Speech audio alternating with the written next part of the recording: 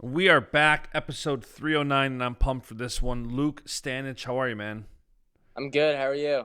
I'm doing good, man. I'm grateful for you to come on here. We were talking. You had an exciting weekend, and it's always fun having kids on here right after a big weekend. And you had one this weekend, and Willie and I were doing our recap show talking about the trials and the world team. And there's a lot of cool things going on in your career, so pumped to dive into it. I guess let's start right there. Huge win this weekend, coming off a best of three series win against Bo Bassett, making your first junior world team. How does it feel to be a world teamer and get the W in that best of three series? Feels pretty good. I mean, that was a tough battle, all three matches. So just to win something like that is just a huge step in the right direction for me, and just proves that I'm at the top. You know what I mean? And I'm not going anywhere. So not only that, but just to represent USA, just a great feeling and an honor. I love it because I've said on here before that like the post match interviews when you guys are still out of breath are so funny because like you guys can't even think, like you're just off the mat, but you do answer very like naturally, and you had said like the national anthem like gets you emotional, and I'm like, that's a real American. Who does not get emotional listening to the Yeah, national anthem? Like, yeah, I get fired up for sure. was this your first ever best of three series? Yeah, it was. This is actually the first time I've ever went to like the Open or the trials or anything. So this is the first time I competed for a team. Just because in high school my goal was always being like a state champion. That was kind of all I really knew. Yeah. And then when I got to college, after the end of my freshman year, after wrestling 25, I had like a leg infection, so I was out for a few months. But I probably wouldn't have done it anyways because I needed some recovery time after that weight cut. Yeah, and what are your thoughts on? I'm curious because so Willie and I were talking about beforehand what an advantage it is to sit in the best of three finals, and even more so probably here because it's the same day, and I've heard some differing opinions about some kids want to blow their lungs out before others. Obviously, you want to sit in the finals. What did you make of that advantage, or how did you feel about being able to sit in the finals for the tournament? I mean, I think even if I did go through the bracket, I would have won the bracket and then won the 2 out of 3 anyways. I definitely was comfortable sitting in the finals. You know what I mean? That is a good feeling just to sit back, weigh in, have that recovery time, put my feet up. I actually had breakfast with my family that morning, so it was nice. But I still made sure I got a pretty good workout in. I think like around 1, so right smack in the middle of weigh-ins and before I compete. Um, but yeah, I mean, it was definitely an advantage, and I'm happy I could do that. But a lot of people, I feel like, complain about it and don't really like the system. But that's what the Open's for. You know what I mean? That's what Yeah. Vegas is for.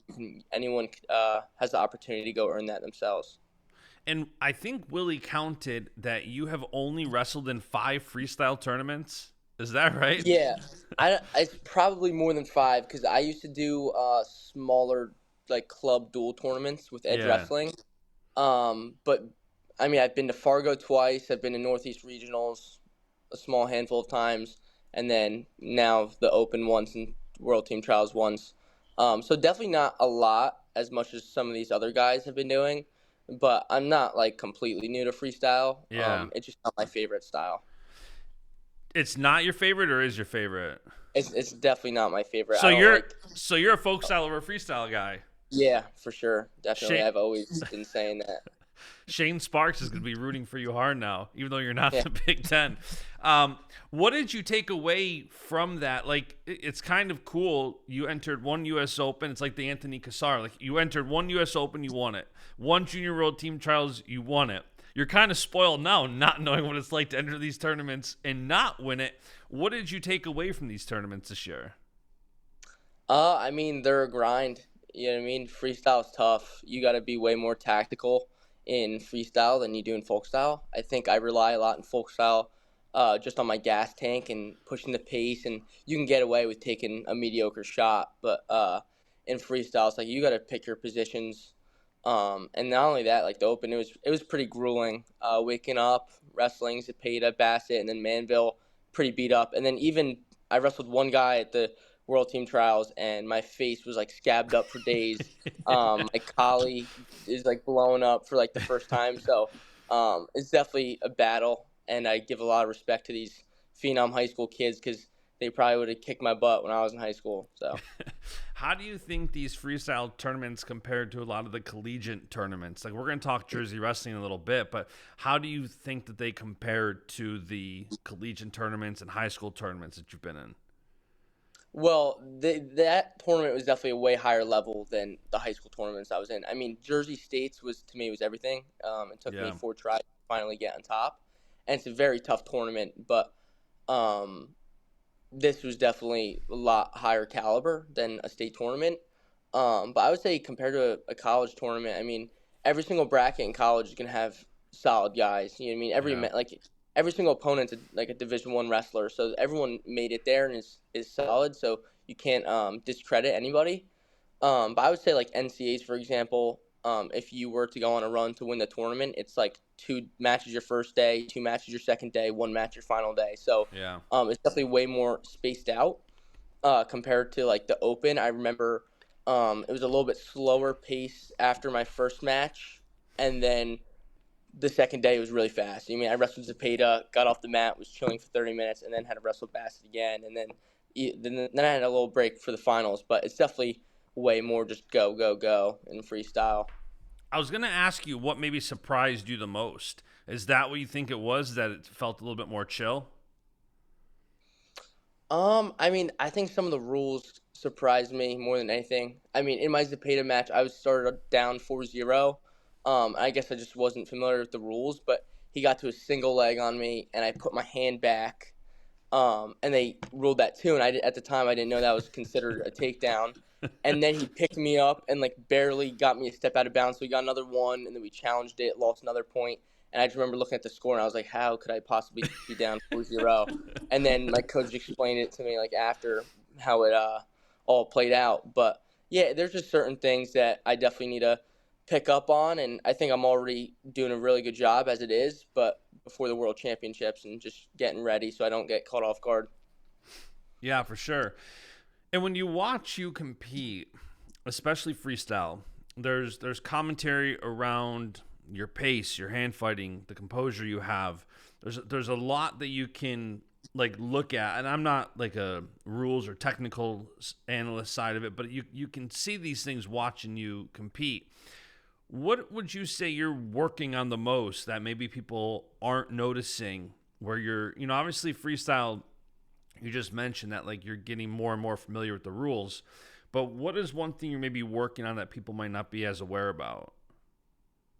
I mean, currently right now it'd probably be parterre. Yeah. I didn't turn Bassett once.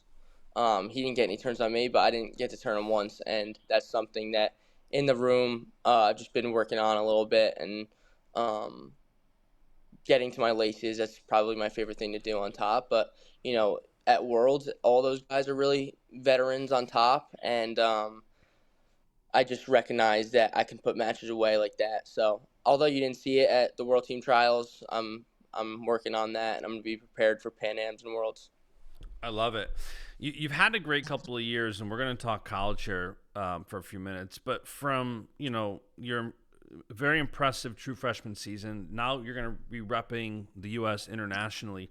What do you think has been the biggest growth point for you over these past couple of years?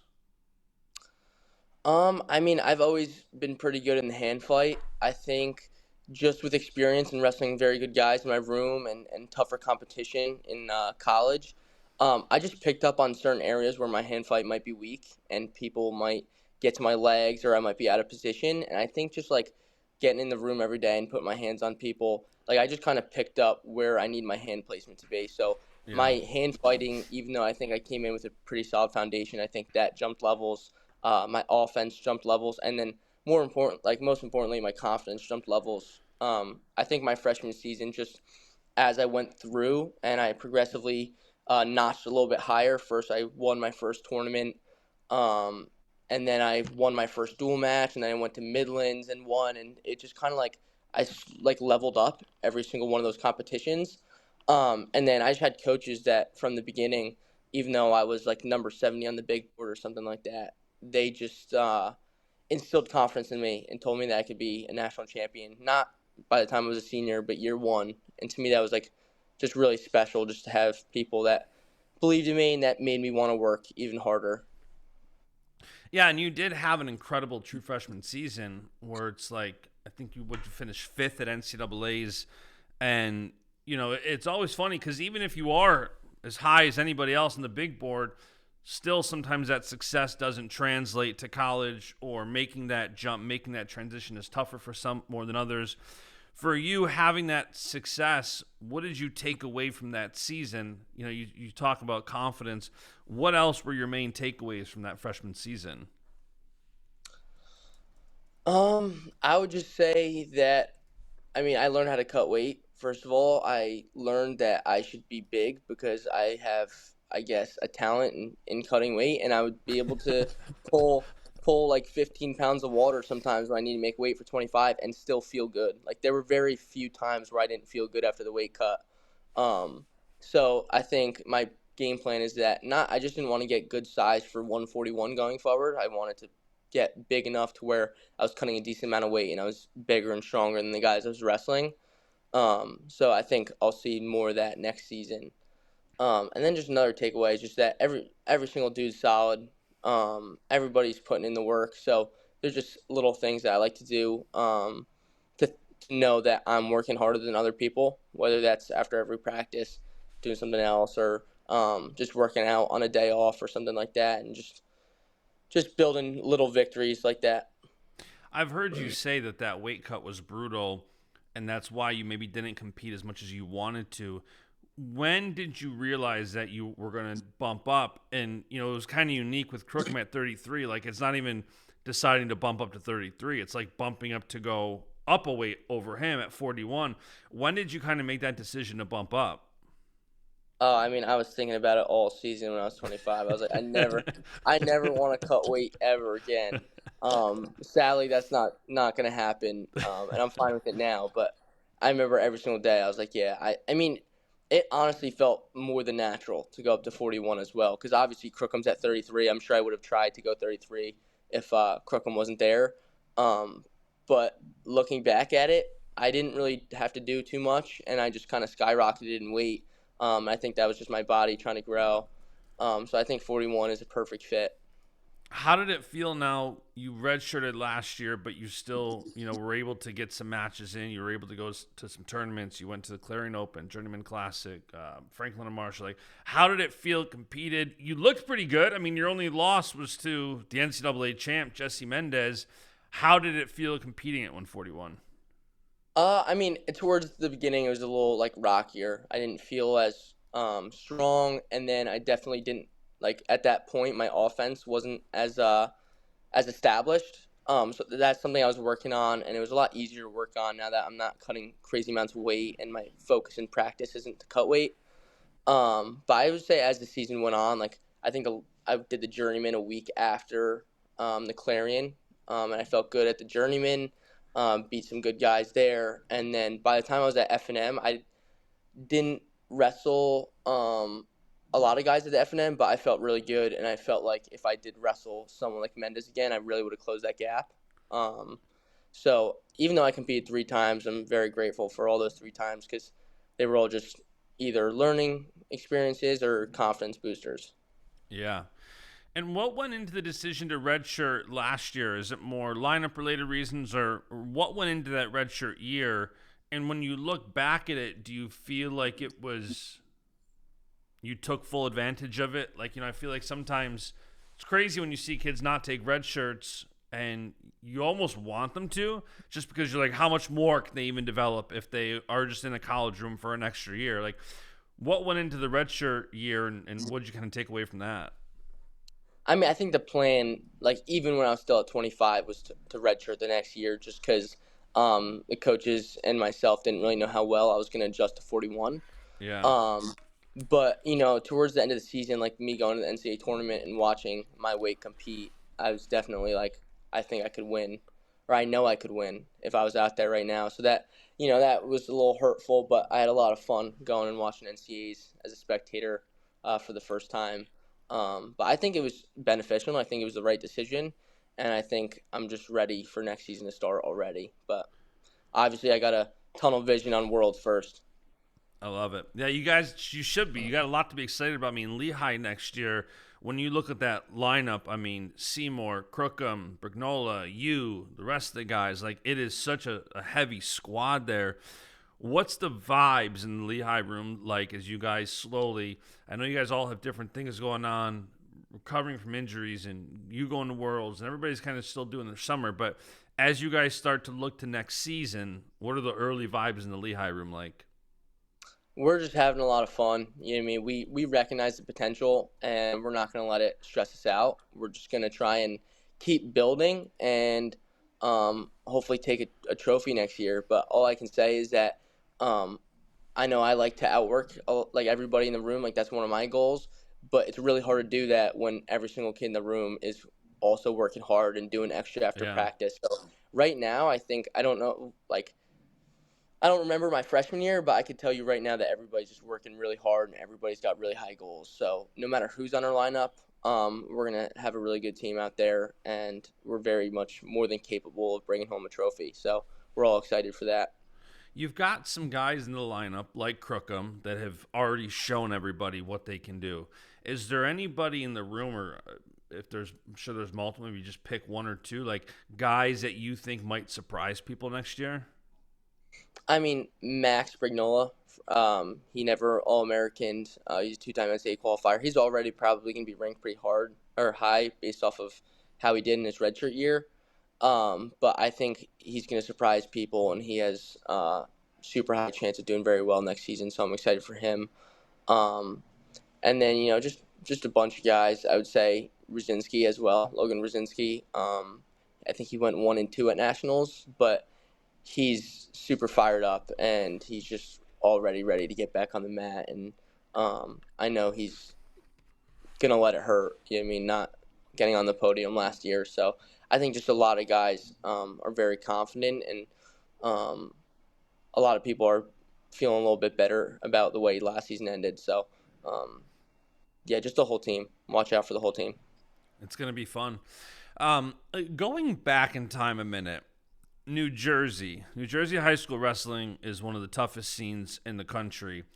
How did growing up in that environment kind of shape your style, your grit, your toughness that you're now taking into the collegiate scene? Yeah, I mean, I think growing up in Jersey, I'd always go to Atlantic City to watch the state tournament, and I think that kind of just built my dream for me because back in middle school and elementary school, I didn't love wrestling, I don't think, but I just knew that I wanted to be a state champion. I remember seeing the guys running out in Boardwalk Hall for the state finals and just being like, wow, like those guys are like superheroes. So that kind of built the dream of mine. And then not only that, but like my club, Edge Wrestling, they're the ones that kind of I feel like built me up technically and taught me how to hand fight, and that's still how I wrestle to this day. You know what I mean? That's like my foundation is just hand fighting. I'm not the most athletic person. Can't really fire off explosive shots, but I think just my thought process going into matches and just my IQ is pretty high, and that's a lot to do with where I grew up wrestling. And you finished off your high school career with a state title. You went 40-0 your senior year. And I've seen you talk about how much that meant to you. You know, you've lost some matches late in the match where maybe, you know, I know there's been some controversial ones. It's just, you've had things go, you know, both ways. And this really went your way. You won, you break through, you win that state title. How much did it feel? How good did it feel to finally break through and get that state title? It felt really good because I knew I was capable of winning a state title. I wouldn't say my freshman year; I was pretty far off my freshman year. But my sophomore, junior, senior year, all 3 years I went in with the expectation to win, and I fell short. Whether that be like a last-second takedown, um, it took me a while to get over that barrier of choking with seconds left. But that's definitely something I've distanced myself from. As of now. Um, but that was just to me everything at that time to get a state title, not just for myself, but for Roxbury as well. We're a public school, and you're starting to see the schools like Del Barton and the private schools starting to just kind of take over things in Jersey. So it was nice to get a win for my school and for my family, and it was just a really cool feeling. And I think that if maybe if I didn't win that state title my senior year, things would be different now. I know that built my confidence. And, it wasn't my favorite match. I actually haven't really watched that state finals match since because it also ended pretty controversially, and I wanted to just kind of put the knife in the coffin, and I wasn't able to do that. But, it's still not going to take away the fact that I'm a state champion. So definitely a great feeling. It's good if you've had some controversial calls. Like I know the Gibson one, Fargo. Like you've had some controversial calls that don't go your way. So it's like if one does go your way, who cares? You balance out. You can't win every controversial call. You can't lose them. So it's like that is true.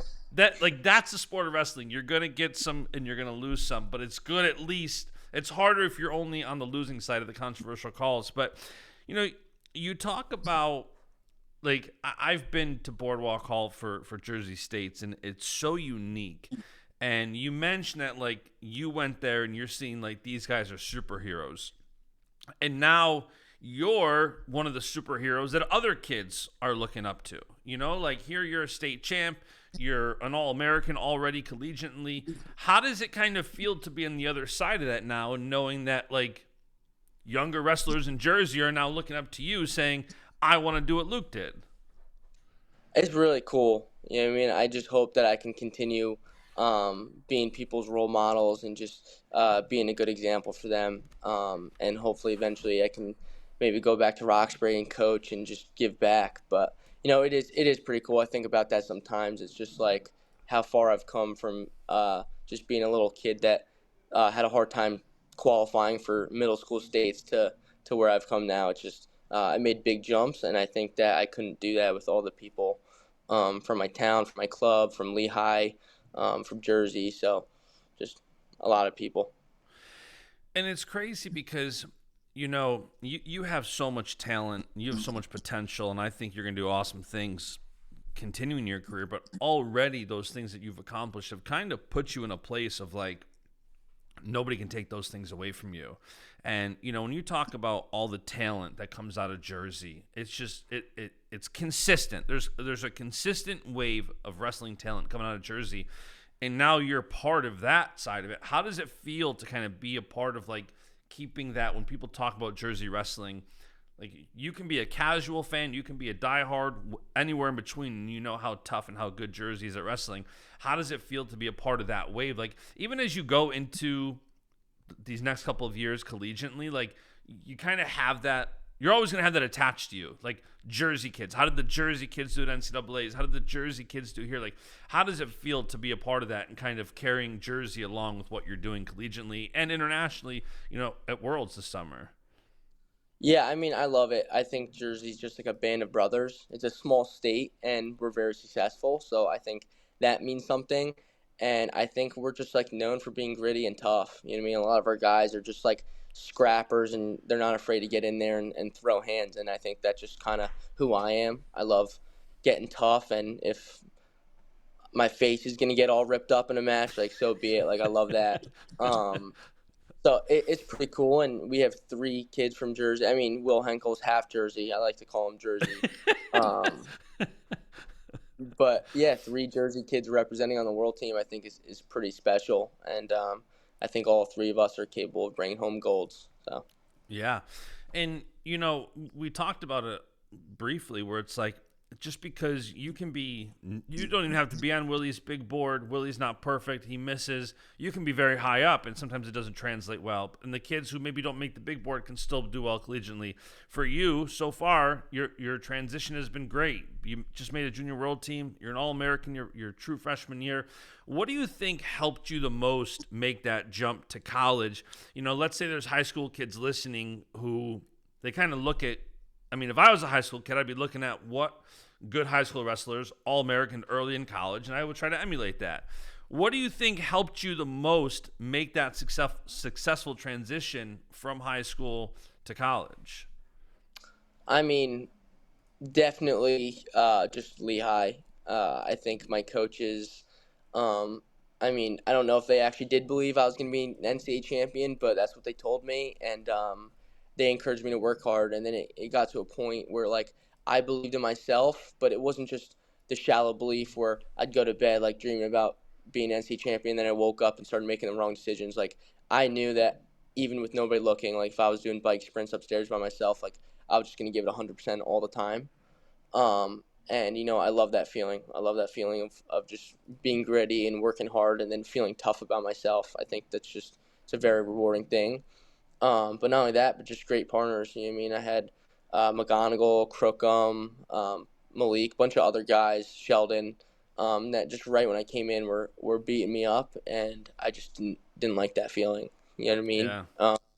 But I knew that it was something that I would close the gap with. So I think just my surrounding and then also my belief. I think that I always had that belief in high school too. I just maybe didn't have the resources and the people to be number one in the big board or something like that. Yeah. When you look at last question here, then we're gonna get to some rapid fire fan questions. When you look at next season for Lehigh and you look at your potential, we talk about your successful transition to college, and now it's like you still have 3 years left, and I'm sure your goal is to be a 3-time NCAA champ. What are your expectations for this next season? It's going to be an awesome storyline because you have somebody like you with so much potential, and it's like you have to knock off somebody like Jesse Mendez from being a 3-time NCAA champ to get to your goals. What are your expectations kind of for next season collegiately? I mean, I'm expected to be an NC champion, like you talked about. I know it's tough. I know that. I mean, any single guy in the rankings is coming for my head and coming for everybody's head. You know what I mean? Everybody wants to be an NC champion, but I know how hard I work.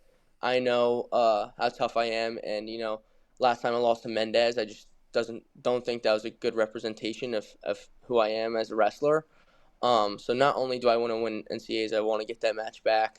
And I don't know if it's going to be at the end of the season or maybe I'll see him early on again. But yeah, I just want to be an NCAA champion. I want my team to bring home a trophy, which I know we're more than capable of doing. We just need everybody to kind of go in with the mindset that we're not going down, which I think is more likely than not. It is kind of cool that you get to, like, as you have that itch for next season. Like, I already start having it for college football, for college wrestling. Like, in the summer as a fan, you start itching, and I'm sure from a competitive standpoint, you have that same itch. And it's kind of cool that you get to put all your hard work to the test at World Championships and go to Bulgaria, which I don't even think I've never left the U.S. and Canada. Like, those two countries I've never left. It is kind of cool that you get to travel to Bulgaria. Not just like you're going to have fun, but you also get to compete, and that's going to be a nice litmus test of where you're at heading into the season. So that's cool. And then did you say you're doing Pan Ams too? Yes, I am doing Pan Ams. So that'll be fun. When's that? That's next month, right? July, early July? Yeah, I think July 14th or like July 10th, somewhere around there. Well, that'll be fun. All right, let's do some rapid fire fan Q&A. There was no shortage of questions. And some, honestly, some weren't even questions. For example, Darian Cruz said, man, incredibly proud of this kid. No question, just some flowers. So he didn't necessarily have a question. Darian's an awesome kid. Hard not to. All right, let's get to some of these questions. How many days a week are you practicing versus how many do you take off? I probably practice, I would say 6 days a week. There are days I get 7 and some days there's less. But I like to stay active at least 6 of the 7 days of the week. Nice. Go to McDonald's order. McChicken. I get the number 7, which is just the 2 singular cheeseburgers. Yeah, I love those. And then obviously fries with that every time. And if I'm feeling extra happy, I'll get Oreo McFlurry. Man, that sounds good. It always kills me that, like, at my age, I just can't eat that if I want to try to stay in any kind of shape. You guys still competing burn so many calories that you can burn through that and still be shredded. It's almost not fair. What's the most difficult part about wrestling someone like Bo Bassett? I would say just his pace. You know what I mean? It's hard to. A lot of people don't really think I'm an offensive wrestler now because all they've ever seen me do is wrestle Bo. But I am very offensive. It's just when somebody's in your face 24/7 and you know he's gonna shoot, you get you kind of have to come up with a game plan. So Yeah. I think just his pressure is definitely real. You know what I mean? I knew that he had a lot of pressure, but I haven't yet felt it. So yeah, definitely hard to get to my own offense when he's in your face all the time. Who is your GOAT? My goat. Um, I would say probably Jordan Burroughs. I love watching him compete, and I mean he's also from Jersey, so that kind of Yep. goes off of what we talked about before. But he's just the way he carries himself. I think he's humble, but he's also like just kind of a badass. Keanu Dillard wants to know, how does it feel to get worked by Keanu Dillard whenever you guys practice? He's funny. He's funny. I'm not gonna answer that. How do you stay focused in those high level matches? Um, I don't know. I think I kind of just changed my mindset. So obviously, like, it's normal to get nervous. Everybody's gonna get nervous, but as long as you know that you're supposed to be nervous, and that's a good thing because that just means you're ready. I Yeah. think that kind of helped me out, and then just also just knowing that really the best I can do is my best. So just go out there and hit the moves I've been practicing. How would you describe your wrestling style? I would say just like throwing hands. You know what I mean? I like to go out there and get my hands on your head and move you around and club you a little bit. So just gritty. How many times a practice do you headlock Owen? Is that a thing? Oh, I've never hit a headlock in my life. Here's an interesting one. How you get that dog in you? I don't know, man. Born with it. Genetic. I mean, that's Jersey right there. Yeah, that's Jersey. Exactly. You have to be born in Jersey to get that. Khaled KD Training Center. Is New York better than New Jersey? Definitely not. KD Training Center is the only valid part of New York. Who is the toughest opponent you've ever faced? Probably Mendez. Logan wants to know. Ask him how it feels to get carried in dodgeball as my partner. Dude, he's good at dodgeball. I'm not very good, so it feels good. Keep being my partner, please. Is it pork roll or Taylor ham? Taylor Ham. How do you recommend getting noticed by college coaches? How do I recognize being noticed by college coaches? How do you recommend? Oh, I think just being good at wrestling. I mean, I wasn't really recognized by a lot of college coaches, so I mean, I think just going to Fargo is probably the biggest thing. Roxbury or Bethlehem? Oof. I like Lehigh a lot, but Roxbury is a very good town, so I'm gonna have to go with Roxbury. This one we kind of already talked about. Talk about staying home in New Jersey and not going to one of the private schools. We kind of talked about that a little bit. Yeah, just represent my hometown and my family. Last one here. Anything different in prep for best of 3 finals than you would a normal tournament? Yeah, I would say just because I was sitting out, I made sure to get an extra hard workout, or just like a pretty sweaty one, before I wrestled. But other than that, just I mean, it's gonna be one guy, um, so yeah, nothing really changes, just same kind of thing leading up to it. I love it. Well, there's a lot of repetitive ones here, so we'll end with that one. Yeah, there's a lot of repetitive ones. There's also some like transfer requests. I'm not gonna entertain those. Yeah, don't even entertain those. I'm staying at Lehigh. Nothing can get me to leave.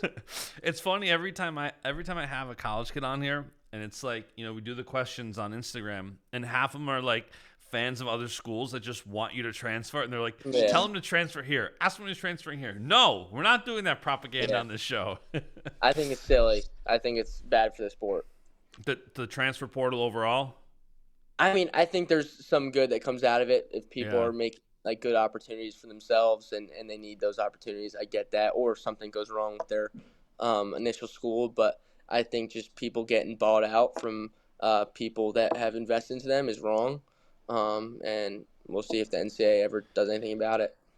So, headline is going to be Luke Stanich has no desire to ever leave Lehigh. Yeah. We're just gonna. Yeah. In fact, everybody should transfer to Lehigh because Lehigh's the best. There you go. All right, Luke, thank you so much, man, for making the time and coming on. Best of luck at Pan Ams and Worlds. I'm rooting for you, and we'll have to do this again soon, man. It was fun. Yeah. Thank you so much. I appreciate you having me on. Awesome. We'll chat soon, man. See ya. Yeah. Have a good day.